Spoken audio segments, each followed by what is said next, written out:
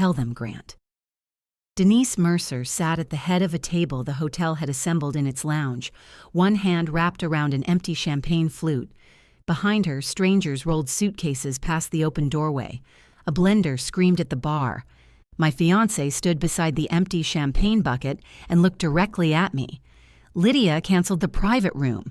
For a second, I thought I had misheard him. The Camellia Room had been Denise's anniversary venue for 6 months. I had paid the deposit, negotiated the menu, and reminded Grant 3 times that the final payment was due Friday. Denise gave a short, wounded laugh. So it's true. What's true? That you did this. She gestured at the lounge, the folding table, the water glasses still beaded with dishwasher heat. You canceled our anniversary dinner. Grant's father, Walter, stopped unfolding his napkin. Across from him, my mother stared at Grant as if she were waiting for the end of a sentence. Grant knew I had not canceled anything. The question was why he needed everyone else to believe I had. I put my purse on the back of my chair. When did I supposedly cancel it? Don't, Grant said quietly. It was the tone he used when he wanted me to save him without making him ask. Denise heard something else. Permission, maybe. You've been resentful since we picked this date, she said. I tried to ignore it because I know postponing your own wedding has been hard. But punishing us for celebrating 35 years? That's beyond petty. My father coughed into his fist. I think Lydia asked a fair question. She asked it like an attorney, Denise said. I sell commercial lighting. You know what I mean. Unfortunately, I did. A server set down a basket containing 6 pale rolls for 10 people. Denise watched him leave, then looked back at me with a smile so controlled it seemed painful. The dinner had started going wrong in the lobby. We had arrived to find a retirement party spilling out of the Camellia Room, silver balloons bumping against the ceiling where Denise's ivory floral arrangements were supposed to be. Grant had gone still beside me. I had assumed the hotel had double booked us. Then the front desk clerk found no active reservation under Mercer. 20 minutes later, we were in the lounge beneath a television showing a baseball game with the sound off. The hotel had pushed tables together and offered us the regular bar menu. Denise's anniversary cake sat somewhere in the kitchen, if it had been delivered at all. Grant had spent those 20 minutes whispering with his mother while I spoke to the front desk. Now I understood what they had been deciding. Denise leaned toward me. Her pearl necklace made a small dry sound against the sequins on her dress. I want you to apologize, she said. For what? Not to me privately, to everyone. My mother shifted beside me. Denise, perhaps the hotel made a mistake. The hotel didn't call off my dinner. Lydia did. Based on what? I asked. Grant rubbed the side of his jaw. Can we please not turn this into an interrogation? I looked at the man I was supposed to marry. Navy suit, crooked pocket square, the faint nick below his ear from shaving too quickly in my bathroom. His copy of my townhouse key was in his right pocket. I knew because he always patted that pocket before we left home. That morning he had kissed my shoulder while I was fixing Denise's seating cards and told me he did not know what his family would do without me. Apparently they would blame me more efficiently. Who told you I canceled? I asked him. He glanced toward the lobby. They said the booking was canceled after the payment deadline. That isn't what I asked. Lydia, he warned. Denise set down her glass hard enough to make Walter flinch. You have a habit of hiding behind details when the larger truth is unflattering. The larger truth, as Denise understood it, was that her marriage had become a monument and mine remained a construction site. Gran and I had postponed our wedding in March after the townhouse renovation ran over budget. We still had a date on hold for the following spring, but Denise referred to it as your situation, as if our engagement were a package delayed in transit. She'd never forgiven me for refusing to spend the remaining renovation money on a ballroom. I didn't cancel your dinner, I said. Her expression hardened. Then say you're sorry it was canceled. I am sorry the venue canceled it. I am not apologizing for doing something I didn't do. Oh, for heaven's sake. Walter looked at Grant. Did you make the final payment? The silence was tiny, maybe 2 seconds. It changed the temperature at the table. Grant reached for his water. I handled the payment. That's not a yes, my father said. I paid it. I stared at him. He met my eyes and added, I submitted it Friday afternoon. Lydia was upset that we were spending so much on this event, and she'd already been emailing the hotel about reducing things. I asked whether we needed 3 kinds of past appetizers. Denise's sister, Paula, made the mistake of looking at the basket of 6 rolls. Denise caught her. There were supposed to be crab cakes. I didn't say anything, Paula murmured. You made a face. I was looking at the bread. It isn't about the bread. The anniversary cake appeared on a brass cart near the bar. A hotel employee examined the room, turned the cart around, and vanished again. I almost laughed, not because anything was funny, because Grant was still standing there expecting the version of me who would notice the cake, chase it down, fix the seating, soothe Denise, and save him from whatever he had done. Instead, I took out my phone. Grant's face changed. Who are you calling? The events manager. We've already been through this. You have. I haven't. Denise sighed. Of course. Now we get a performance. The woman who answered introduced herself as Marina Bell. I remembered her name from the contract. She had emailed me twice in April about chair linens, once with a smiley face that looked strange beneath her corporate signature. Hi, Marina. This is Lydia Shaw. I'm at the Mercer anniversary dinner. There was a pause. Yes, she said carefully. I understand there's been some confusion. I'd like you to reopen the booking record for the Camellia Room. Grant stepped closer. Lydia. I lifted one finger without looking at him. Marina asked me to confirm the reservation number. I knew it by heart after 6 months of putting it on cake forms and florist invoices. She typed while the baseball players on television celebrated something in complete silence. All right, she said. I have the record. Does it show that I canceled the booking? Another pause. Longer this time. No, it does not. My mother closed her eyes briefly. My father leaned back in his chair. Denise turned to Grant. He lowered his voice. Ask her about the payment. They'll see. What does the record show? I asked. The reservation was released Monday morning because the final balance was not received. Grant spoke loudly enough for the phone to catch him. I submitted it Friday. Marina heard. Is that Mr. Mercer? Yes. I can confirm that we did not receive a payment from Mr. Mercer. I have a confirmation. Then the hotel made a mistake, Denise said with sudden energy. Blame had found a less dangerous address. I knew this had to be incompetence. Grant seized it. Exactly. Their system failed. Marina's voice remained even. Mr. Mercer replied to our final reminder on Thursday, requesting an extension until Monday. His hand dropped from his jaw.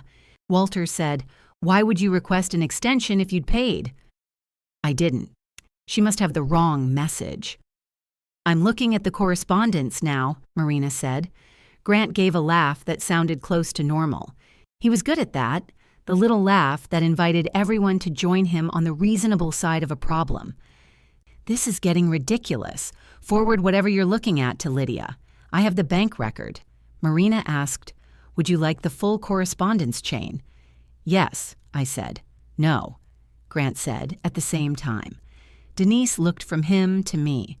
What is in the chain? Nothing. This is a hotel covering itself. My phone chimed, one new email from Marina Bell. Grant reached for my wrist, then seemed to remember everyone was watching and turned the movement into a gesture toward the screen. Before you read that out like it's evidence at a trial, can we step outside? You accused me in here. I was trying to explain what happened. You said I canceled the room. I said that because Mom was already upset. Denise drew back. Don't you put this on me. I'm not. You just did. The email thread opened from the bottom. 2 automated reminders. A note from Marina warning that the booking would be released without final payment. Then Grant's reply sent Thursday at 4:38 p.m.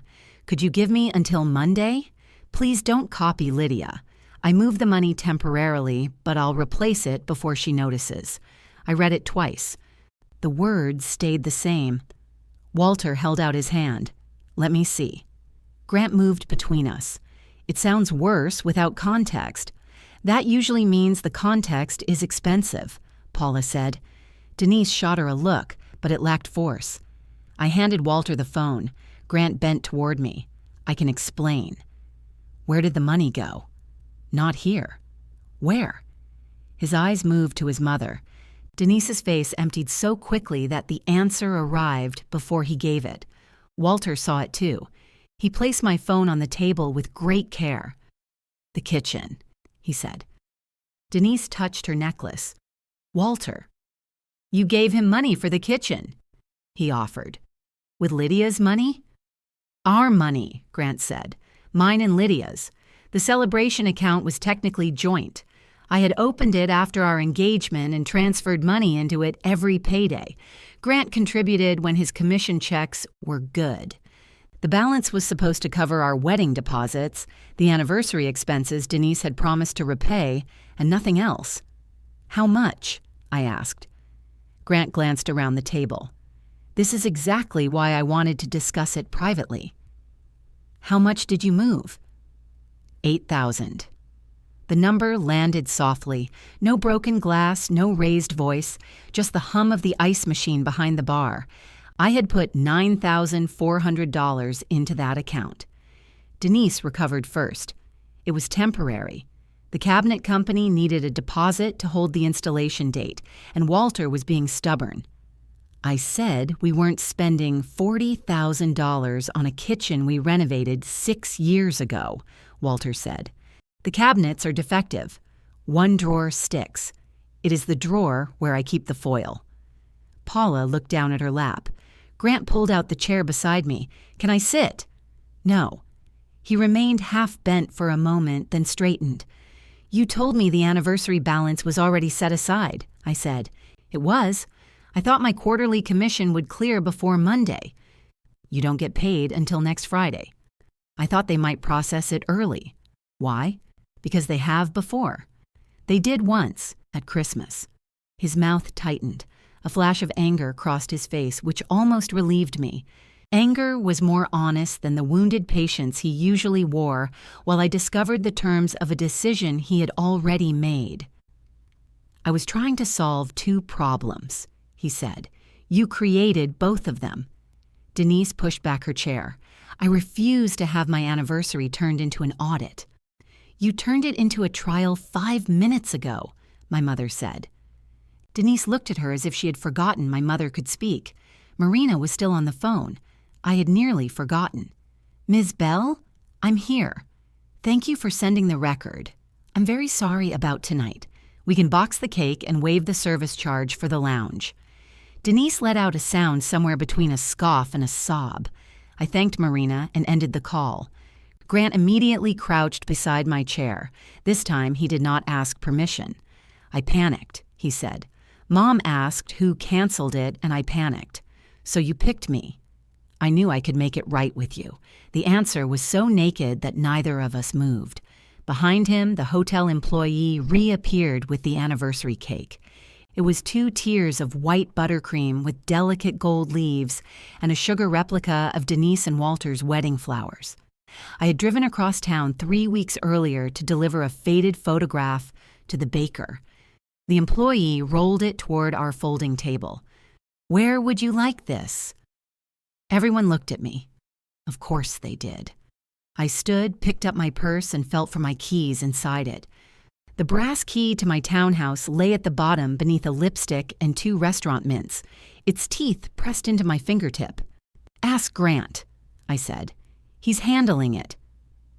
The elevator doors were closing when Grant's hand appeared between them. They reopened with a pleasant chime that felt insulting. Just wait, he said. I pressed the lobby button again. I am waiting. I mean for me. I know. My parents had offered to drive me home, but my father's expression made it clear that if Grant got into the car, the evening would acquire a second disaster. I told them I wanted 10 minutes alone. My mother kissed my cheek and said, 10 minutes can be a very long time with the wrong person. Now Grant stepped into the elevator, breathing hard. He had left his jacket upstairs. Without it, his white shirt looked rumpled and ordinary. "Mom is crying," he said. I watched the numbers above the door. Walter won't speak to me. Paula left with half the cake. That was efficient of her. Can you take this seriously? I turned. You're angry with me? I'm angry at the situation. You built the situation. And I said I panicked. You keep saying that like panic chose my name at random. The elevator reached the lobby. A couple waiting outside smiled and stepped back to let us pass. Grant lowered his voice as we crossed the marble floor. I didn't plan to blame you. That's supposed to help. It means I didn't sit there plotting how to humiliate you. Mom was asking questions. The hotel clerk said the payment hadn't come in, and she looked at me. I knew what she was going to think. That you took the money after Walter said no. Yes. So you gave her something she'd rather believe. He followed me through the revolving door. Warm air pressed against my face, carrying the smell of wet pavement and car exhaust. The hotel's brass awning lights turned everything beneath them yellow. I was going to fix it, he said. Before or after I apologized? You weren't going to have to apologize. Your mother was demanding one before the rolls arrived. I would have stopped her. You were standing right there. The valet brought my car around. Grant reached for the passenger door. Don't. He froze with his hand above the handle. How am I supposed to get home? The word caught between us. Home was my townhouse. His suits occupied half my closet. His coffee mug sat beside mine in the drying rack. A basket of his clean socks was probably still on the guest room chair because he never put away anything that arrived folded. I don't know, I said. Ask the man whose anniversary you ruined. That's cruel. So was dinner. I got into the car and shut the door. He knocked once on the glass, not loudly. I backed away before he could decide whether to do it again. At home, the porch light was on. I had not left it on. For one wild second, I thought Grant had beaten me there. Then I remembered Denise standing in my kitchen 3 days earlier, holding paint cards against the wall and saying the entryway needed warmth. She had used Grant's key while I was at work. When I asked why she had not called, she said she had called him. I sat in the car with the engine running and looked at my front door. The porch light could have been Grant. He might have switched it on that morning. He was always doing small, useful things just before I noticed the large ones he had failed to do. Inside, nothing seemed disturbed. The seating cards were still spread across the dining table, each name written in my neat black script. Denise and Walter, Paula Mercer, Ellen and Richard Shaw, Grant Mercer, Lydia Shaw. I picked up Grant's card and turned it face down. My phone had 14 notifications. 1 was from Grant. 2 were from my parents. The rest belonged to the anniversary group chat Denise had created in February and used mainly to announce decisions she had already made. I opened my banking app instead. The transfer had gone through Thursday morning. $8,000 moved from Celebration Checking to an account ending in 4412. The memo said temporary. I laughed once, alone in my kitchen. Grant had labeled the theft according to its intended emotional duration. There was still $2,146.18 in the account. I had deposited most of that, too. But moving it all would turn the next conversation into an argument about whether I had done exactly what he had done. I transferred $1,700 to my personal savings, leaving enough to cover the hotel's cake and lounge charges if they appeared. Then I canceled my automatic deposit. The wedding florist's website was open in another tab from that morning. I closed it. Upstairs, I changed out of my dress and removed the pearl earrings Denise had given me for my birthday. She had said every woman needed one good pair. I put them in their box and pushed it to the back of the drawer. My engagement ring stayed on. That bothered me more than if I had torn it off at dinner. I washed my face around it, brushed my teeth wearing it. climbed into bed and rested my hand on the blanket, watching the stone catch the streetlight. At 11:40, Grant sent a picture of Walter's den sofa. Dad said I can stay here tonight. A minute later, I love you. Then, I know that doesn't fix anything. I turned the phone face down. At 7 the next morning, someone leaned on my doorbell. Denise stood on the porch wearing oversized sunglasses and the same careful waves she had worn to dinner. Her sequin dress had been replaced by cream pants and a soft gray sweater. She held the boxed top tier of her anniversary cake against her ribs.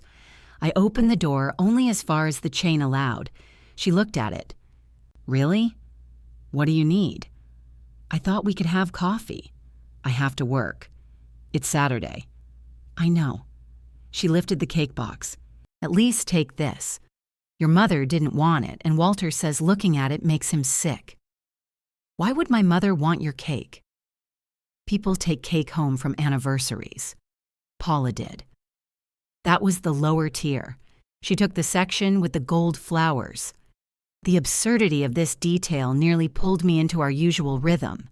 Denise could turn cake distribution into an administrative crisis, and I had years of reflexes designed to meet her there. I kept my hand on the door. She lowered her sunglasses.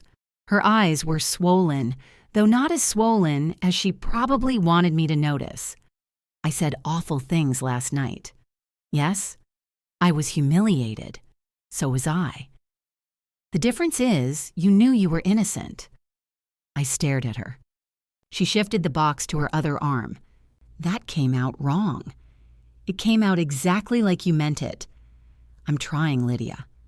To do what? To keep one terrible evening from destroying this family. You should talk to Grant. I have. He made a foolish decision because he wanted to help me. That is not a hanging offense. No one mentioned hanging him. You're being literal again. And you're on my porch at 7 in the morning with a cake. Her mouth tightened. The cabinet company needed the deposit yesterday, she said. They would have pushed installation into winter. Your wedding is next spring. Grant had months to put the money back. The anniversary payment was due Friday. He believed his commission would come early. He knew it wouldn't. You don't know what he knew. I know what he told the hotel. Denise glanced toward the neighboring townhouse. Mrs. Alvarez's curtains moved slightly in the front window. He should not have blamed you, she said. That was cowardly. I told him so. After the email. What does that mean? It means you didn't object when you thought the lie was true. I was reacting to being hurt. You enjoyed being hurt. It gave you permission. Her face changed then, not dramatically. Her chin lifted half an inch, and the apology she had brought settled back behind her teeth. You have always kept a ledger, she said. I kept your reservation number. You know what I mean. Every favor, every dinner, every hour you spend helping. You make people feel as if they're accruing debt. Then I'll stop helping. That is not what I said. It's what I heard. She looked past me into the entryway. May I please come in? No. You're shutting me out over money. I'm leaving the door exactly where it is. Her gaze dropped to the chain again. A faint color rose above the collar of her sweater. I need you at the house Tuesday, she said. The cabinet delivery window is 10 to 2. I have my cardiology appointment. Reschedule the delivery. They charge for that. Then reschedule the appointment. You know it takes months to get in. Then ask Grant. He has work. So do I. You work from home on Tuesdays. I did. That had been enough to make me the family's default receiver of furniture, cable technicians, plumbers, wine shipments, rugs, and one grandfather clock Denise had bought online and then disliked because its ticking was aggressive. I'm not available, I said. You're punishing me. I'm unavailable. For 4 hours? For your kitchen. She took a step back. The cake box tilted and she corrected it quickly. I hope you understand that marriage requires forgiveness. Your anniversary cake is melting. That did it. She walked down the steps without another word. I closed the door and slid the deadbolt. The brass key hanging on the hook beside me swung from the movement. I caught it in my palm. There were 2 copies, mine and Grant's. Or there had been 2 when I had them cut. I texted him, "I need your townhouse key returned today." His reply came before I reached the kitchen. Of course, no argument, no accusation. Somehow that made me more uneasy. On Tuesday at 10:15, Denise called while I was reviewing lighting specifications with a restaurant owner in Phoenix. I let it go to voicemail. At 10:22, she called again. At 10:30, Grant texted, "Cabinet truck is at Mom's. She says they can't get through the side gate." I typed, "I'm working," and turned my phone over. The next message appeared on my laptop because our accounts were still linked. She needs the small brass gate key. I had the key. Denise had given it to me after the grandfather clock incident because she said I was the only person who never lost anything. I walked to the hook in the entryway. 6 labeled brass keys hung there. Front, cellar, mail, Denise side, Denise front, Paula. I removed the 2 that belonged to Denise's house, put them in a padded envelope, and ordered a courier. Then I texted Grant the tracking number. The delivery cost $18.42. It felt worth twice that. At 2, the restaurant owner approved the revised fixtures. At 2:15, I found a voicemail from Denise. "You could have prevented a great deal of damage today. The driver backed into the hydrangeas because no one was there to guide him, and they left the cabinets in the garage, which means Walter cannot park. I assume this is the result you wanted." I deleted it. The small satisfaction lasted until I went downstairs and found Grant sitting on the front steps. He stood when I opened the door. His suit was wrinkled at the elbows, and he held a white bakery bag. "I knocked," he said. "I was upstairs. I didn't use the key." That was wise. He held it out on his palm. The brass had a dark smudge beside the teeth. I knew that mark. 2 weeks earlier, the key had stuck in the front lock, and I had rubbed it with graphite from a carpenter's pencil. I took it. "I brought almond croissants," he said, also wise. His mouth moved like he wanted to smile but did not trust it. "Can we talk?" I stepped aside. He waited while I unhooked his key ring from the brass copy. The ring also held Walter's house key, a gym tag, and a bottle opener shaped like a fish. Without mine, the arrangement looked lopsided. "I told Mom you won't be helping with the kitchen anymore," he said. "How did that go?" "She called me ungrateful. Did you survive?" "Barely." I put his key on the counter. "You still don't get points for telling her something I already decided." "I know." He did sound different, less polished. His eyes were red around the rims, and when I offered him coffee, he said no, even though he always said yes. We sat across from each other at the dining table. The seating cards were still there. Grant noticed his face down but did not touch it. "I called the florist," he said. My stomach tightened. "Why?" "To make sure we hadn't lost the date. I didn't change anything. You had no right to call them after last night." "I know, I realized that halfway through." "That must have been awkward." It was. Karen asked if I was authorized on the contract, and I had to say I didn't know. Despite myself, I laughed. He looked relieved, which made me regret it. "I'm sorry," he said. Not "I'm sorry you were embarrassed." Not "I'm sorry it got out." "I made a choice, and when it blew up, I put you in front of it." I folded my hands beneath the table. He continued. "I've spent my whole life managing Mom's reactions. I'm good at it until I'm not, and then I reach for whoever is safest. You were the safest person in that room. Because you thought I'd forgive you. Because I thought you wouldn't leave." The kitchen clock clicked behind him. He took a folded sheet of paper from his pocket. A repayment schedule. 4 transfers beginning with his commission on Friday and ending in 6 weeks. He had included the hotel bill, the anniversary deposit I had paid, and the $18.42 courier fee.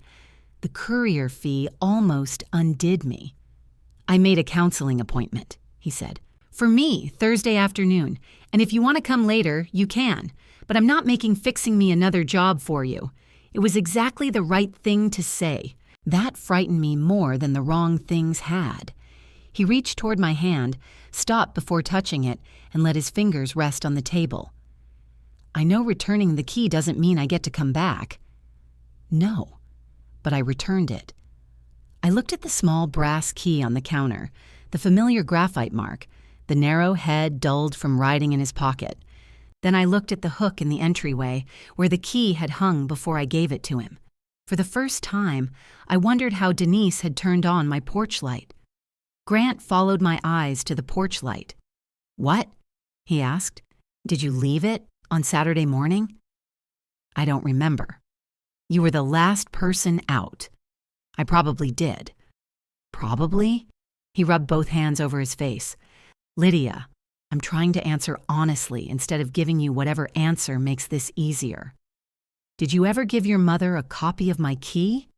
His hands stopped. "No. It came too quickly. I stood. You should go. I didn't give her one." "Then why did you answer before you thought?" "Because I knew what you were asking. That's generally how questions work." He got up too, but kept the table between us. "Mom has been here when neither of us was home, I know that. I let her use my key." "She came in while you waited outside?" "I gave it to her and got it back." "Every time?" "Yes." The word had more space around it than his first no. I picked up the bakery bag and held it out. His face fell. "Keep the croissants. Take them. They're almond. I know what they are. You love almond." "I love the anniversary cake, too. That doesn't mean I want it in my house." He took the bag. At the door, he turned. "I'm going to keep the counseling appointment." "Good. I'm going to make the first transfer Friday." "Good. And I'm going to tell Mom she isn't allowed here." I looked at him. "You think that decision is yours to announce?" "No." He swallowed. "I think it's yours to make and mine to stop undermining." Again, exactly right. I closed the door anyway. The first transfer arrived Friday at 9:12 in the morning. $2,000 followed by a screenshot of Grant's commission statement. He had added a message beneath it. No reply needed, just keeping my word. I did not reply. At noon, the wedding florist called to ask whether I wanted to preserve our date. Karen had a warm, practical voice and the unnerving ability to discuss peonies as if they had contractual rights. "Grant said there had been a family emergency," she told me. "He didn't cancel anything. He sounded upset. He caused the emergency." I gathered that after the authorization question. I stared at the calendar on my office wall. Our date had a small gold circle around it. I had drawn that circle in January before the renovation delay, before Grant started referring to Denise's intrusions as enthusiasm. "How long can you hold it?" I asked. "Until the end of next week. After that, I have another couple interested." "Hold it until then." When I hung up, I hated the relief I felt. Grant went to counseling. I knew because at 5:30 he sent me a photograph of his car dashboard in the therapist's parking lot, then immediately sent another message. That felt like asking for credit. "Sorry." I laughed before I could stop myself. He knew how to get through a locked door without touching the handle. Humor, self-awareness, a detail only I would understand. For 6 years, those things had felt like intimacy. Now they also looked like tools. That evening, I carried the anniversary seating cards to the trash. I threw away Paula, my parents, Walter, and myself. I kept Grant's face down on the table. Denise's card remained in my hand. I put it in a drawer.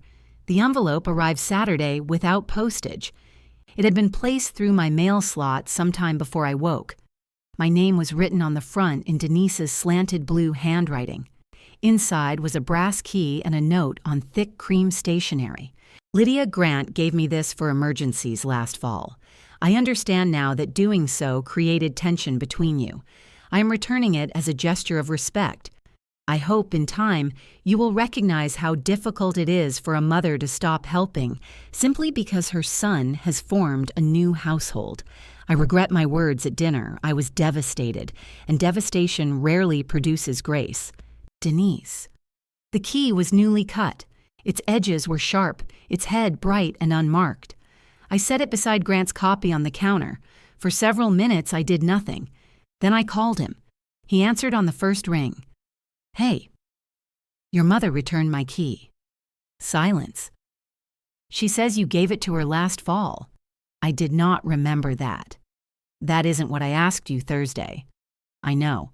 You told me no. I thought you meant recently. I meant ever. I forgot, Lydia. You forgot you copied the key to my house? She was feeding the cat while we were in Savannah. We boarded the cat. The first plan was for her to feed him. I had already made the copy. And you let her keep it. I didn't know she had. She says you gave it to her for emergencies. She says a lot of things in the version that makes her sound best. So do you. He exhaled. That's fair. I wanted him to argue. I wanted the clean heat of catching him again. His restraint left me alone with the possibility that he truly had forgotten, which was worse in a quieter way. Permission over my home had mattered so little to him that it had slipped out of his memory. I'm changing the lock, I said. I'll pay for it. No. Why not? Because then you'll treat it like restitution. I want a lock you have nothing to do with. His breathing changed. All right, he said. I booked a locksmith for Monday.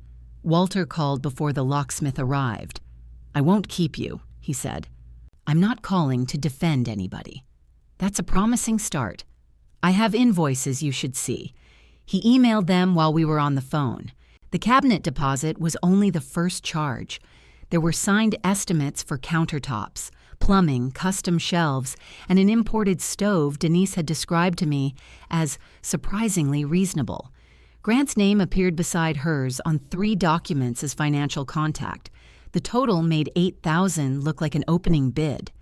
He didn't sign as guarantor, Walter said. I checked, but Denise told the contractors he'd be coordinating payment. From what? She assumed you two had money set aside. We did, for our wedding. I know. I scrolled to a delivery schedule attached to the appliance invoice.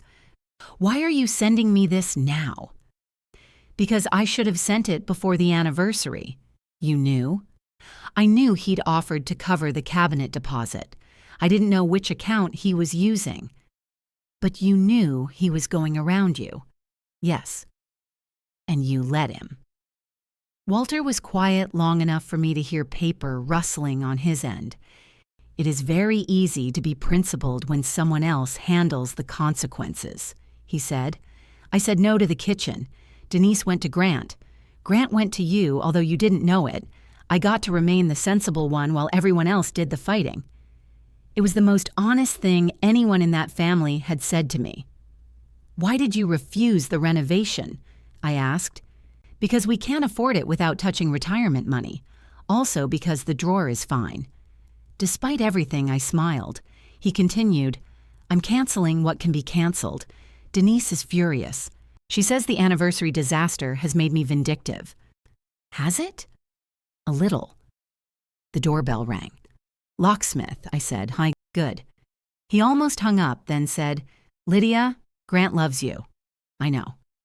That isn't always the same as protecting what you build together. I know that now, too.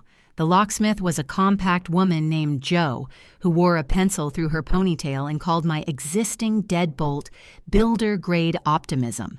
She replaced it with a heavier lock, tested the latch 3 times, and handed me 2 sealed keys. Any copies? I asked. Only those 2. I put one on my ring. The other went into the small fireproof box beneath my tax records. The old brass key remained on the kitchen counter with Denise's bright copy. They could still open the knob, but not the new deadbolt. That seemed appropriate.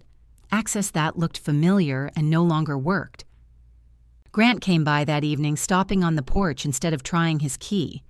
You changed it, he said. Yes. He nodded. Mom told me. How does she know? His eyes closed. The answer had stepped out of his mouth before he could stop it. How does she know, Grant? She drove past when the locksmith's van was here. Why? I don't know. Does she regularly drive past my house? She was upset. That doesn't answer the question. She wanted to see if my car was here. And that sounds normal to you? No. It sounds like Mom. He held out another folded paper. a receipt for his first counseling appointment, and a page of notes written in his own hand. I did not take either. The therapist asked why I think Mom's anger is an emergency, he said. What did you say? That it fills every room until someone deals with it. And what happens when I'm angry? You get quiet. So you deal with her. He looked down at the welcome mat. Yes. The bluntness hurt more than an excuse. I told her about the extra key, he said. The therapist. I told her I didn't remember making it because giving Mom access felt automatic. You want points for that? No. Good. I want you to know I'm beginning to understand the problem. I leaned against the doorframe. Understanding is not the same as stopping.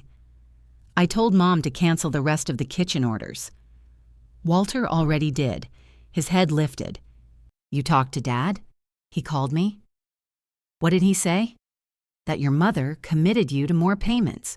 She didn't commit me. She gave the contractors my number. That distinction seems very important to you. Because I hadn't agreed, but they believed you had. I was going to straighten it out. The phrase sat between us. His face changed when he heard it too. I know, he said. That's what I always say. For a moment, I saw the man I loved without the machinery around him. Tired, ashamed, frightened that insight had arrived one decision too late. He did not ask to come inside. I almost invited him. Then my phone rang. The display showed Halpern Luxury Appliances. I answered because I had seen the name on Walter's invoice. Ms. Shaw, a man said. This is Eddie with Halpern. I'm confirming Friday's delivery of the Mercer appliances to your basement storage. I looked at Grant. He had gone completely still. My basement? Yes, ma'am. Mr. Mercer said access would be through the rear cellar door. We have a range, refrigerator, and 2 dishwashers listed for temporary storage. I did not authorize that. The man apologized and began clicking through his records. I have Grant Mercer as the contact. He said his mother has an emergency key if he can't meet the truck. I lowered the phone. Another key? I asked. Grant stared at the 2 useless brass copies on my kitchen counter. Lydia, he said, I can explain. I held the phone against my chest. Explain to me first, I told Grant. Then I'll explain it to Eddie. He looked at the porch, the sidewalk, anywhere but at me. The delivery was arranged 3 weeks ago. 3 weeks. Mom said the appliances might arrive before the kitchen was ready. Your basement is empty except for paint cans. My basement. I was going to ask, but you gave them instructions. I gave them a backup plan. You promised strangers access to my house and called telling me a backup plan. He stepped closer. I shifted behind the door, and he stopped. It would have been temporary, he said. Everything is temporary when you want me to tolerate it. I thought you'd say yes. Then why didn't you ask? His jaw tightened. Because I knew you were already irritated about Mom coming over. There it was, not forgetfulness, not panic. He had known the boundary and planned around it. I lifted the phone. Eddie, cancel this delivery to my address. Please remove my name, phone number, and property from the order. Absolutely, he said. I'll document that you declined storage. I didn't decline it. I never agreed to it. Yes, ma'am, I'll make that clear. Grant waited until I ended the call. The appliances are paid for, he said. Then your mother can store them at her house. There's no room. Walter's car is already in the driveway. They can't sit in a garage. Why? Do refrigerators get lonely? This isn't funny. No, it's a luxury range you promised my basement to without asking me. It's exactly as serious as it deserves to be. Can we please talk inside? No. Lydia, the neighbors can hear us. That only bothers you when you're telling the truth. He flinched. I closed the door and locked the new deadbolt. Through the frosted glass, his shape stayed on the porch for almost a minute. Then his shoes crossed the steps. Eddie emailed a cancellation confirmation before Grant reached his car. I printed it and placed it on the dining table beside the forwarded venue email, the bank transfer, and both brass keys. The papers looked less dramatic than the choices inside them. White pages, black type. ordinary ways to make another person disappear from decisions that belong to her. Grant did not contact me for 2 days. Denise did. Her email had the subject line, "Practical Matters." She wrote that the appliance company wanted $640 to redirect the shipment. The cabinet project was at risk, and the family's current conflict should not be allowed to create waste. She proposed that I release the remaining celebration funds as a temporary loan. In exchange, she would reimburse me when she and Walter refinanced the house. Walter replied to the same thread 8 minutes later. "We are not refinancing the house." Denise answered only him. "We will discuss that privately." Walter copied me again. "We already did." I closed the email before I could enjoy it too much. Karen from the florist called on the final day of our hold. "I need an answer by 5, she said. "I can return part of the deposit if you release the date today." I twisted my engagement ring around my finger. The gold had left a faint indentation beneath it. "What would you do?" I asked. "Professionally?" "Personally." "Personally, I'm divorced and own 3 cats, so my sample may be contaminated." I laughed. She softened. "You don't have to decide whether you'll ever marry him. You only have to decide whether you're planning that wedding." I looked at Grant's face-down seating card. "Release the date. I'll send the cancellation form." When the form arrived, I signed it before I could turn certainty into another service I performed for him. The partial refund went to my personal account. Grant called that evening.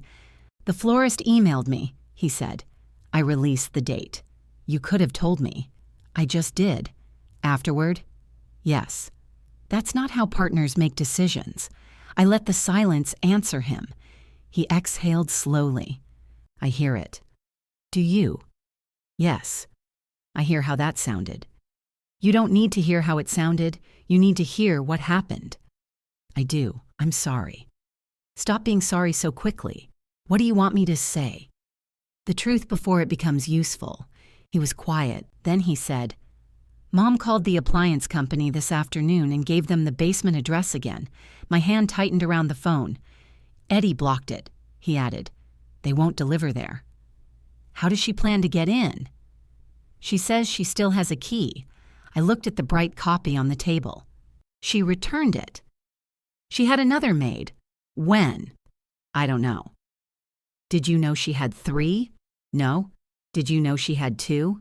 "Not until today." I believed him. That was the worst part. Grant did not have to participate in every violation. He had only needed to teach Denise that access to me was negotiable. "I told her she has to return it," he said. "The lock is changed." "I know." "Then the key is irrelevant." "It isn't irrelevant to you." "No, but apparently I'm the only person who knows why." "I know why." "You keep discovering why after the consequences arrive." He asked to come over Sunday. He said he wanted one final conversation before we made decisions neither of us could undo. I told him he could come at 4. At 3:58, a key scraped uselessly in my front lock. I stood in the entryway and listened as it turned against a deadbolt it no longer controlled. Denise said something sharp outside. Grant answered too quietly for me to hear. I opened the door. Denise held a brass key between 2 fingers. Grant stood behind her, carrying the white bakery bag again. "I told her not to try it," he said. Denise dropped the key into his palm. I was demonstrating that I returned the wrong one. "You were testing the lock," I said. "I was saving us an awkward exchange." "By letting yourself into my house?" Her lips pressed together. Grant held up the bag. "The croissant survived the week." "That's more than I can say for us." His shoulders lowered. Denise looked from him to me. "May we come in?" I stepped aside because I wanted the conversation finished, not because she had asked correctly. She walked into the entryway and paused beneath the key hook. Most of its labels were gone now. I had returned Paula's key by mail and handed Walter his front door key at a coffee shop. Only front, cellar, and mail remained. Denise noticed. "You didn't have to return our keys," she said. "Yes, I did. We never asked you to. That's why." At the dining table, Grant set down the croissants. Denise sat in my usual chair without recognizing it. He remained standing. The venue email lay beside the transfer record. On top was Eddie's confirmation that my address had been removed from the appliance order. The 3 brass townhouse keys formed a crooked line across the pages. Grant's graphite-marked original and Denise's 2 bright copies. Denise touched the newest one. I had that made in case the other was lost. Then why did you return the other as a gesture of respect? Because you asked for a key. I asked for all access. You changed the lock. Why are we debating a useless piece of metal? Because it only became useless after I spent money protecting my own door. Grant sat across from me. Mom came because we need to separate 2 issues. Denise nodded. Exactly. I almost smiled. He had been in counseling for 2 sessions and was already using the language to organize me. What are the 2 issues? I asked. Our relationship, he said, and the financial mess with the kitchen. They're the same issue. They don't have to be. Denise folded her hands. The kitchen orders were made in good faith. Canceling them now creates penalties. Walter has become irrational. Paula is taking his side because she enjoys conflict, and Grant cannot cover everything immediately. You want my money. I want the funds restored to their intended purpose. The intended purpose was our wedding, which you canceled. The date. I released the date. Without consulting my son. Grant looked at her. Mom, it matters. I slid the venue email toward Denise. This is why there's no wedding date. We have all apologized for that evening. You apologized for your words. Then you asked for my money and tried to send a refrigerator to my basement. It is a French door refrigerator. I stared at her. She lifted one shoulder. You made it sound small. Grant pinched the bridge of his nose. For a second, the 3 of us sat inside the ridiculousness of it. Denise could be funny even when she did not mean to be. Grant's mouth twitched, and mine nearly followed. This was how we had survived dinners, holidays, road trips, and one disastrous weekend when Denise booked a mountain cabin with a bathroom door that did not latch. Love had lived there. That was what made leaving difficult. If everything had been cruel, I would have known what to do sooner. Grant unfolded a paper. I revised the repayment plan, he said.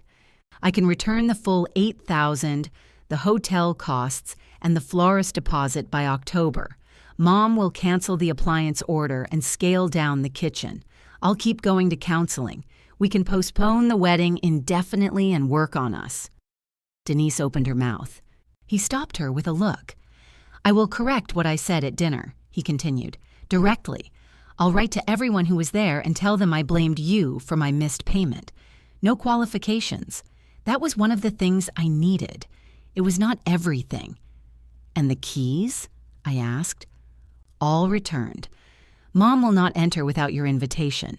Neither will I. And money? We keep separate accounts until we both agree otherwise. Your mother's appointments, deliveries, contractors, not your responsibility. Denise shifted in her chair. This sounds like a corporate dissolution. It sounds clear, Grant said. She looked genuinely wounded. After everything I have done for you. He turned to her.